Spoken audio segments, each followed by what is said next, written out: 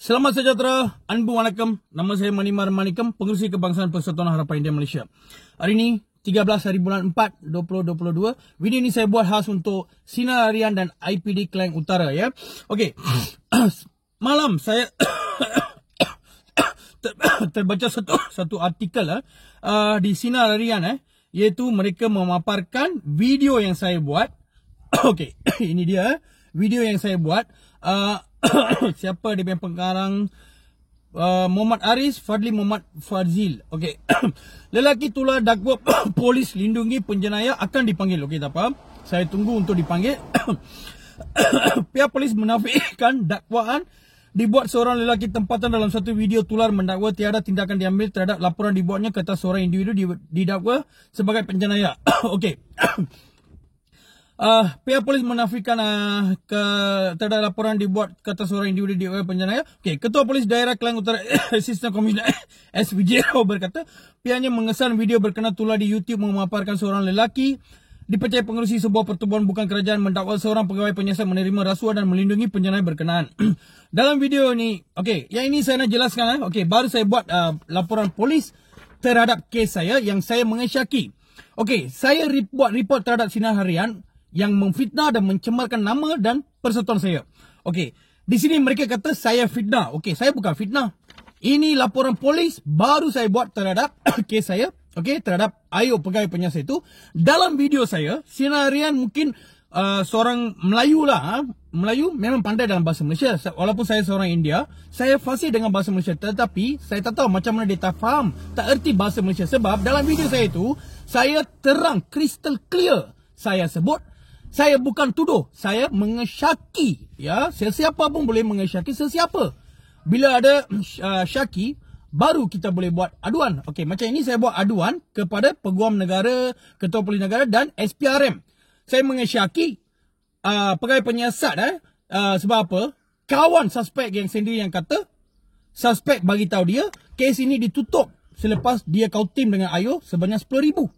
Jadi saya pun tak tuduh pegawai penyiasat itu terima rasuah, tak. Dalam video itu pun saya kata saya tak tuduh. Saya mengesyaki sahaja. Okey? Dan bermakna Sinar Harian sudah fitnah terhadap saya ya. Okey. Sebab apa?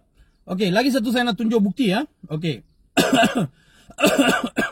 Okey, ini adalah rakaman. Boleh cakap? Boleh. Baik. Banyak kali saya ada call Sarjan pun tak jawab. Okey. Ini adalah rakaman percakapan saya dengan Sarjan Roy ya. Saya tak mau tunjuk yang semua, nanti saya punya bukti semua sudah bocor. Okey. Ini adalah salah satu rakaman. Seperti ini juga saya ada simpan rakaman percakapan dengan Sarjan Saleh ya dari IPD Klang Utara yang tahun lepas kes sepasang suami isteri Suresh Malini. Video itu saya sudah memuat naik dalam YouTube saya baru saya naik. Semua bukti saya ada simpan. Tetapi biasa saya tak suka heboh-heboh. Saya tunggu masa yang sesuai. Sekarang masa ini sesuai. So saya sudah memuat naik dalam YouTube saya.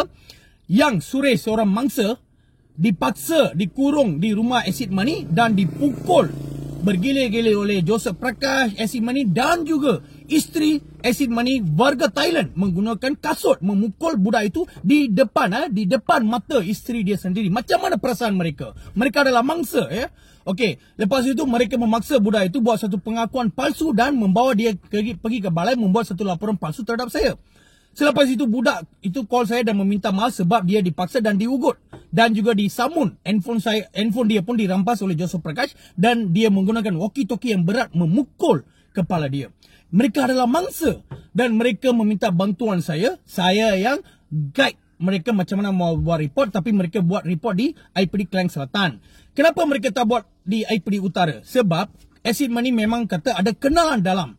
Memang betul pun. Sebab apa? Bila mereka buat laporan dekat IPD Klang Selatan, mereka datang sini kena marah oleh Sarjan.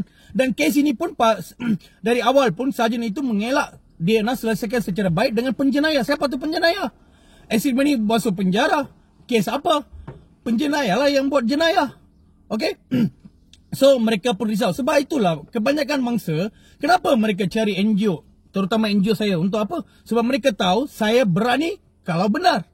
untuk mendapatkan keadilan kepada mangsa. Untuk mangsa seperti ini, memang saya dari awal sampai sekarang, saya masih tidak putus asa. Okey? Kes ini, bila lepas ambil statement, selepas saya tegur sarjan itu.